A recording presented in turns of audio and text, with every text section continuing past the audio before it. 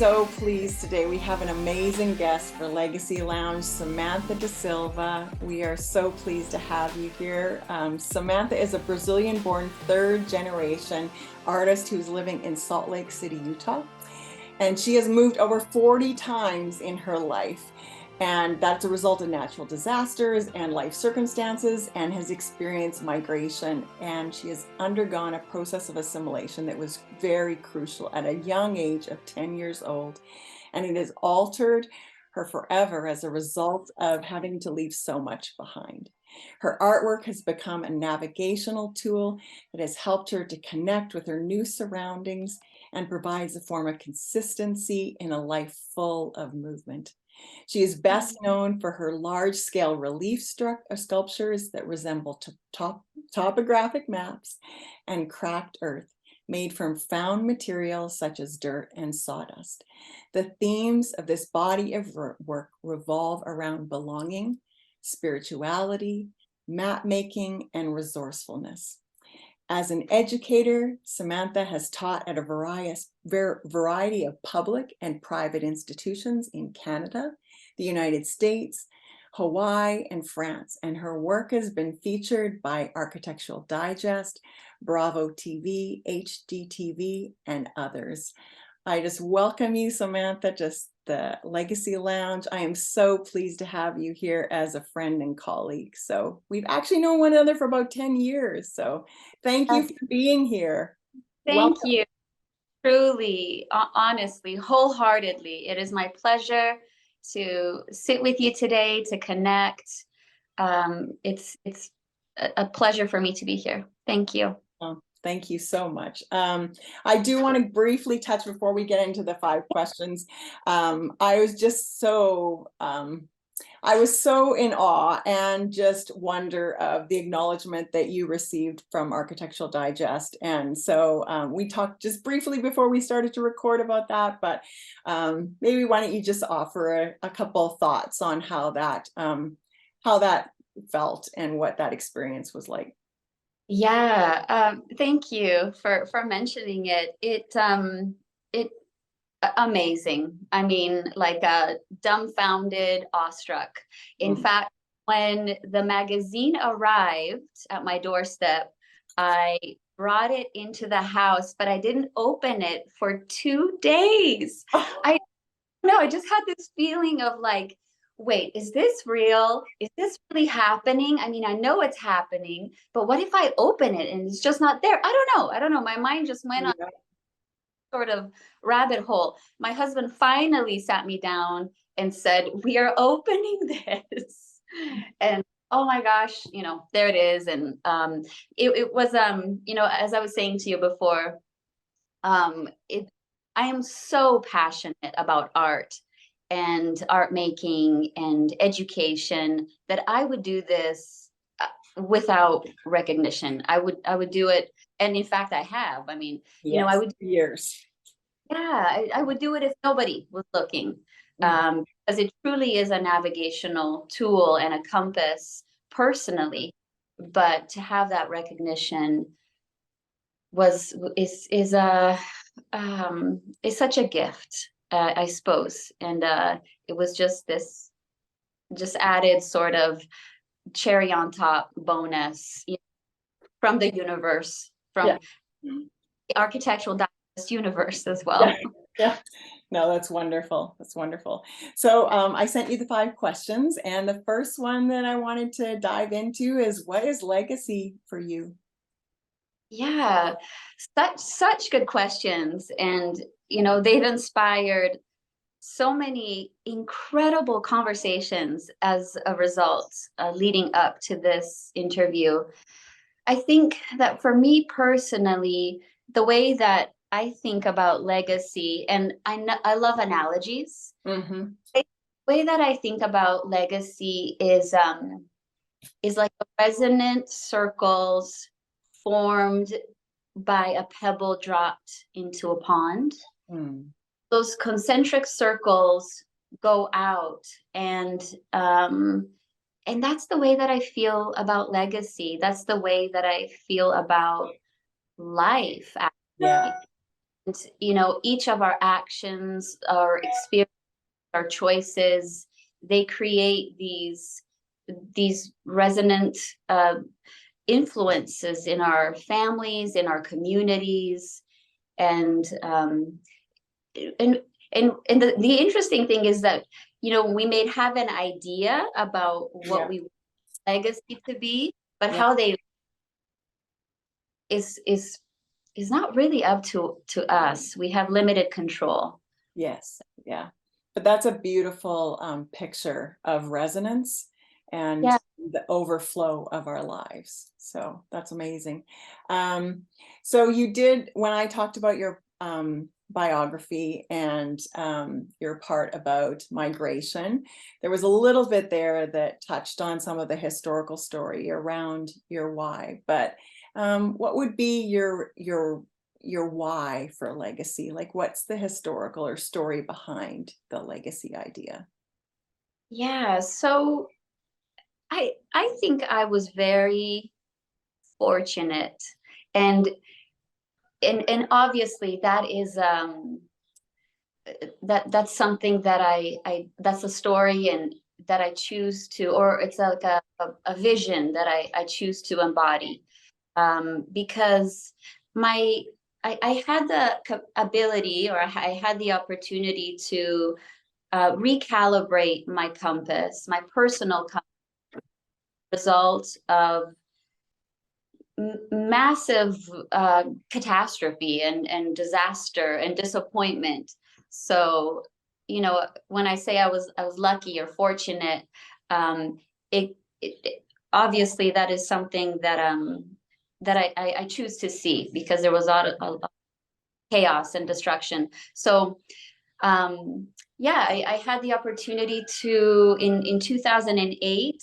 The analogy that I like to use again is that a volcano erupted in my life, and I think volcanoes can erupt in and they take shape in many different forms. Mhm. So that disrupts your foundation and shakes the snow globe so that all of the pieces fly up in chaos and disarray, and eventually they settle into new configurations. Yeah. And so I'm using the analogy of a volcano because I have experienced a literal volcanic eruption and evacuation when I lived on Hawaii. Yes. But and even though I've experienced that personally, what I've come to understand about volcanoes and volcanic eruptions is that they happen in many forms, and Mhm. they happen all of our lives. Yeah. Uh, you know, like I was saying, anything that disrupts the foundation, I think, and that can take shape in, you know, in divorce, or, you know, separation, or losing a loved one, Yeah. or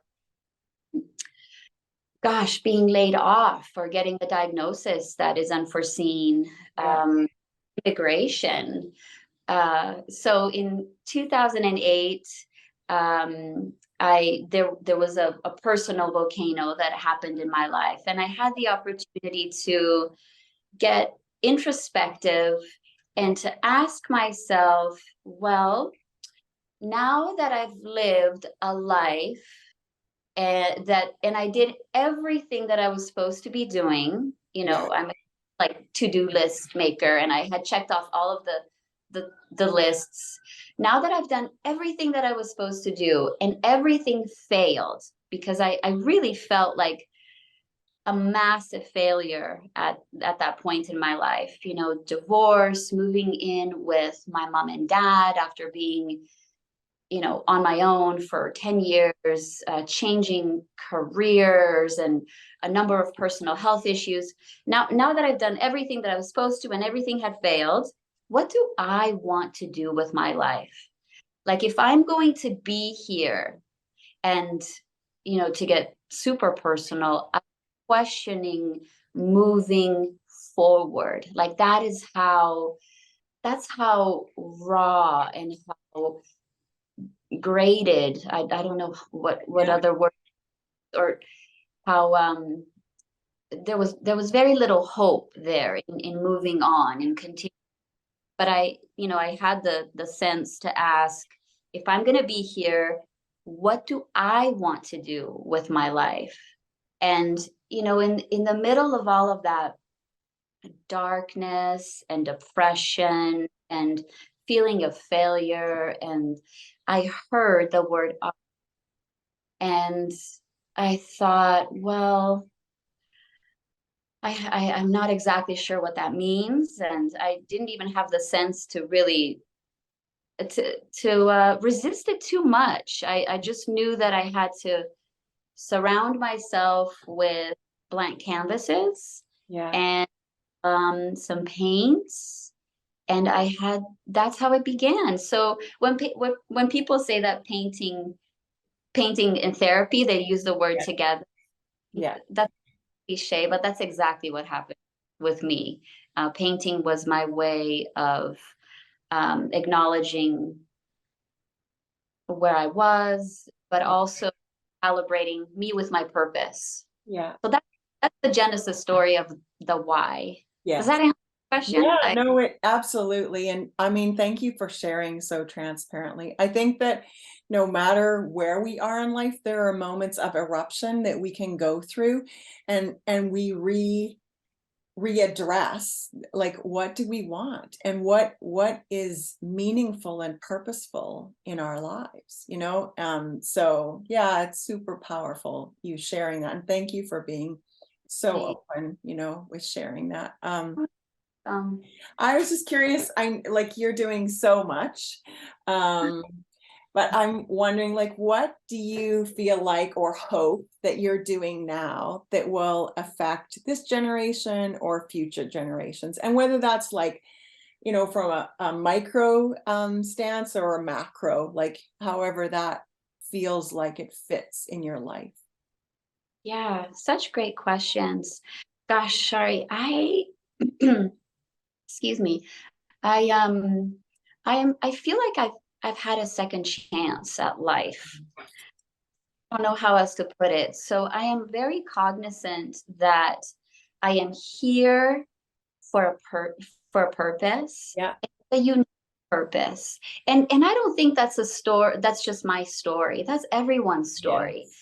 We're all here for a unique and very personal and very powerful purpose. Yeah. And I think we can align with that personally, truly, and give ourselves permission to embody that in every way that we can, and create opportunities that are aligned to fulfill that purpose. It, life becomes more joyous. It Yes. becomes, um, I mean, Hmm. I it becomes, it's like, I don't, I think of like adding gasoline to a fire. It just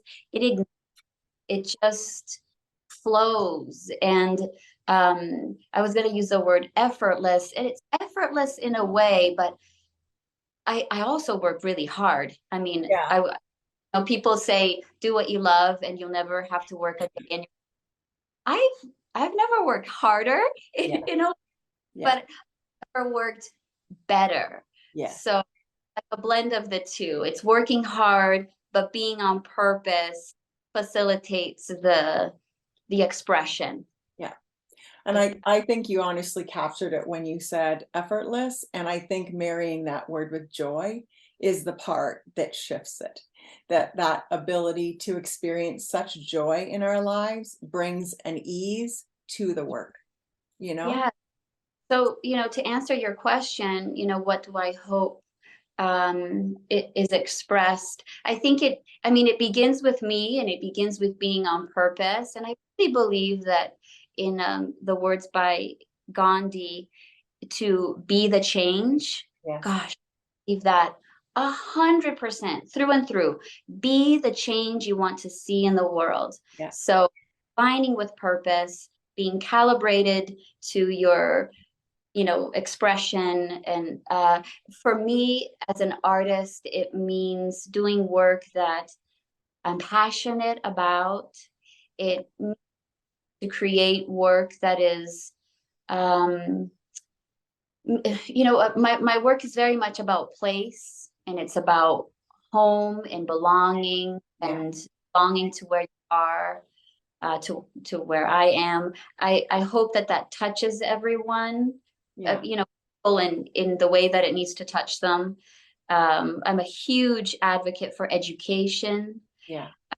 I'm, you know, from the onset of my career as an artist, um, I've shared, Mhm. you know, my story, I've shared process, I've shared my tools, shared the inspiration. I've sought off opportunities to teach adults, and now I'm working with kids through the Boys and Girls Club here in Utah, and it's phenomenal. I mean, it's so challenging, That's but amazing. so phenomenal. And I hope that they are that everyone's better as a result Yeah. of contact with my work or me, you know, or with my teaching. And I think I can testify to that just because that was actually how we first Yeah. met, was through a student that Yeah. that had actually applied for a scholarship that we had. And so I was so amazed at that connection and just loved seeing the exhibit, and yeah, meeting you was a joy. And so yeah, I can definitely testify to the overflow of that and how you've impacted, you know, Chuck and Rianne's life. And so yeah, that's amazing. So um I, Yeah. yeah, I was just curious, what keeps you up at night, and what would you like to see change, or what would you like to see different?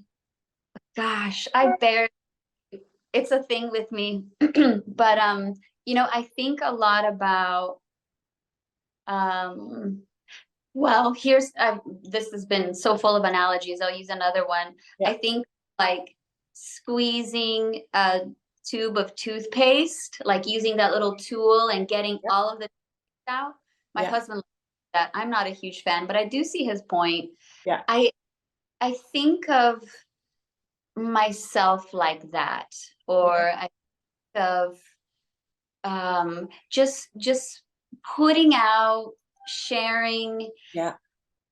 thing that I possibly can, like that tube of toothpaste, to just be absolutely empty of everything that I'm here to share. Right. And what keeps me up at night sometimes is, am I doing enough? I mean, with all of my opportunities, you know, as an immigrant, I think I'm so cognizant that, wow, I my parents and the sacrifices that they made to bring me here are huge. Mhm. And I need to do right by that. I need to do right by their sacrifices. So Yeah. um yeah, I suppose what keeps me up at night is, am I doing enough? But also like balancing that with um well, I don't want to do so that it's not all up to me. Yeah.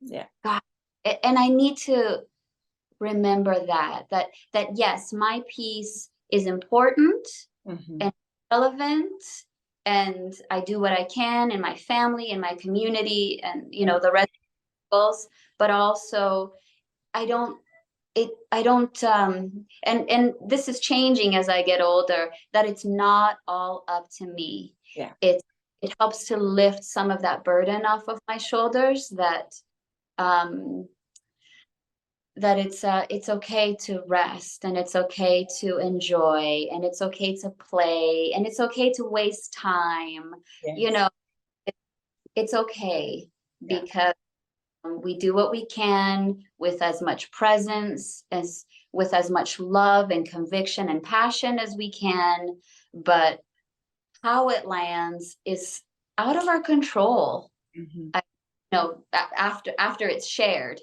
Yes. mean, Yeah. I don't know if you found that it's, I mean, I can plan and I can think this is the way that it's going to land. This is going to be my contribution.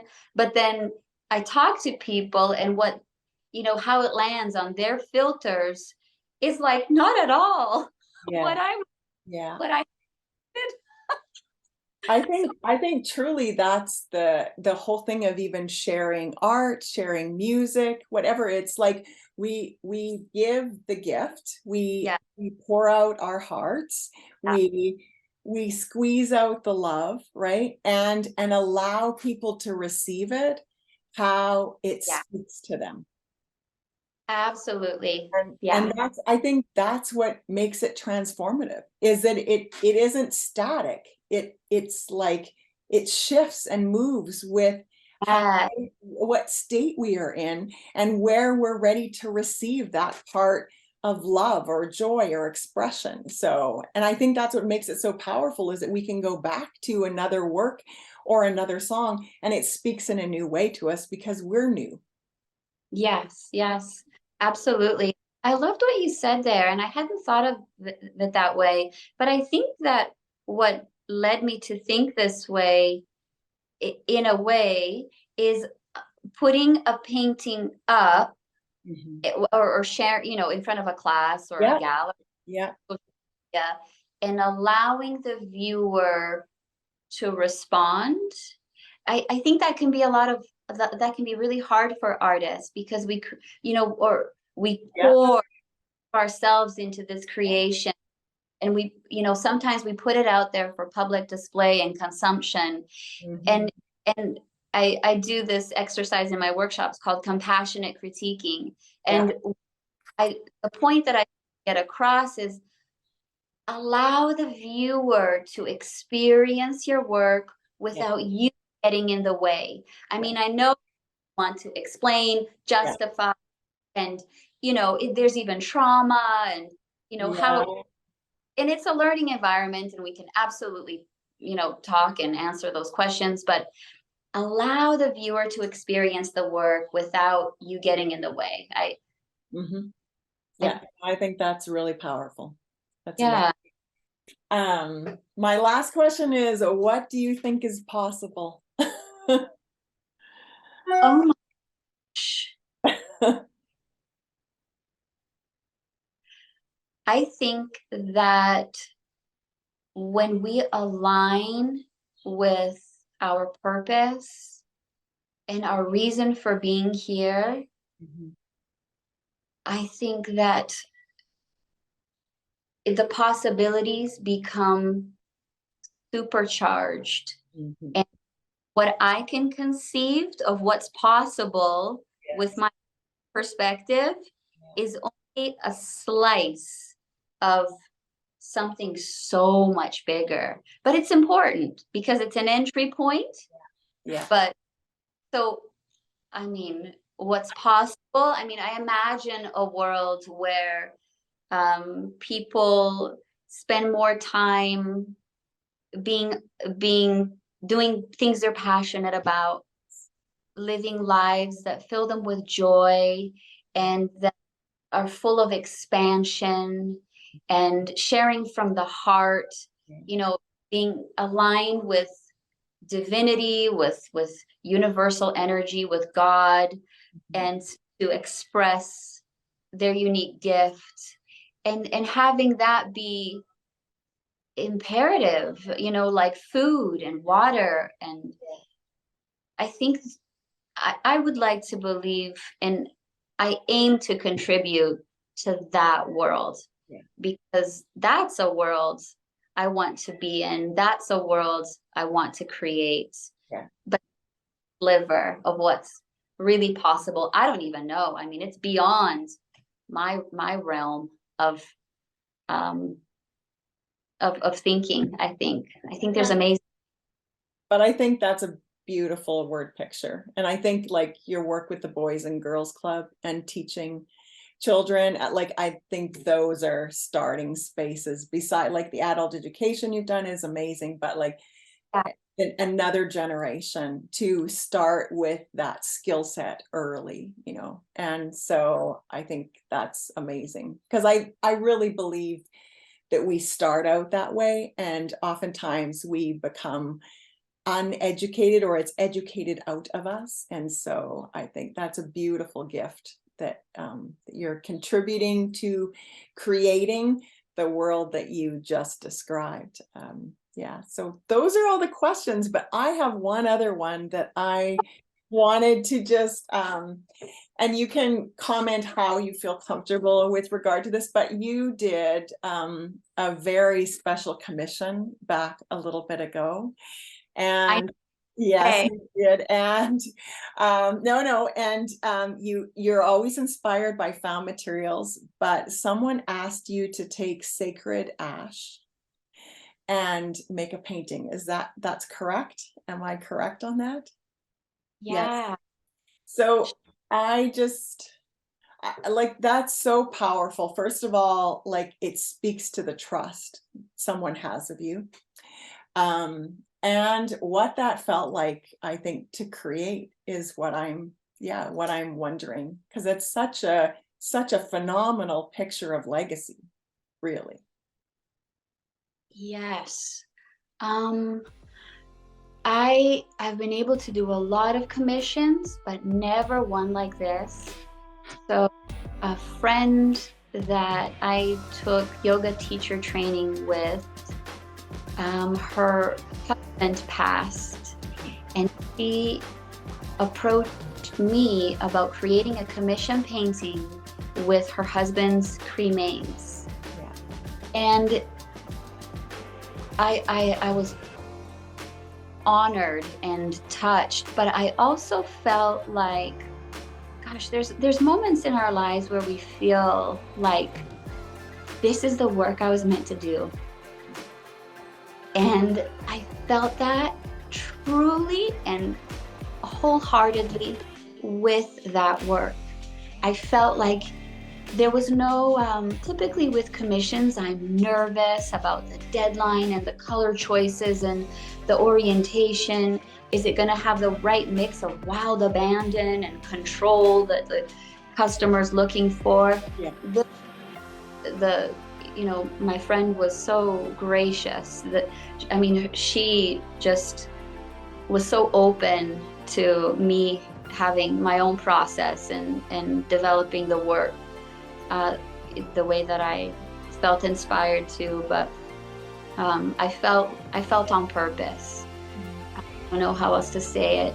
And it was one of the most beautiful, tender experiences of my life. I always felt, Shari, that we're not, the life is not finite. I mean, it is, of course. We get cremated, we get buried, we die. But this was just a testament to me that we go on. We go on. This is not the end. And I get shivers as I'm thinking about this. And that's something I always knew. But the experience that I had working